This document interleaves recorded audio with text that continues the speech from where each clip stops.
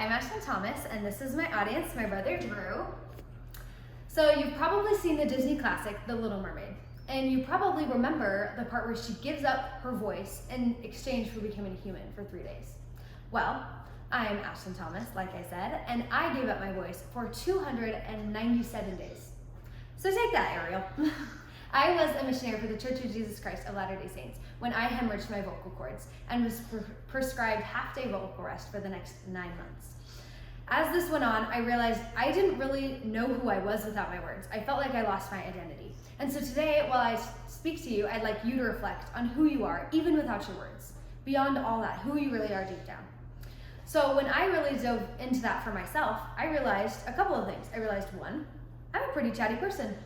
Maybe a little too chatty. I was not a very good listener. I said a lot of unmeaningful things.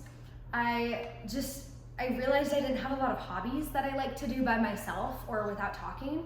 On a more positive note, the trial taught me that I could do hard things and that I was, I still radiated the light of Christ, even amidst not being able to speak to people, even without my words.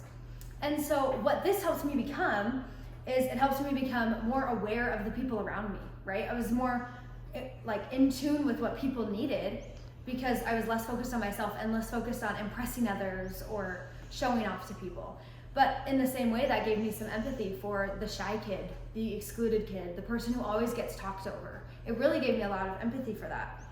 It helps me be a more intentional speaker and person. It helps me realize the importance of a smile and of body language.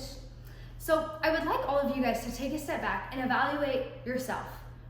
Who are you without your voice? Do you like yourself? Do you have hobbies that you like to do by yourself?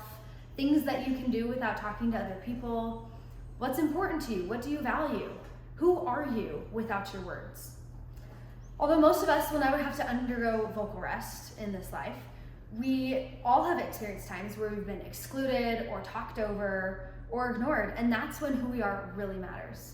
So remember, you are more than your words.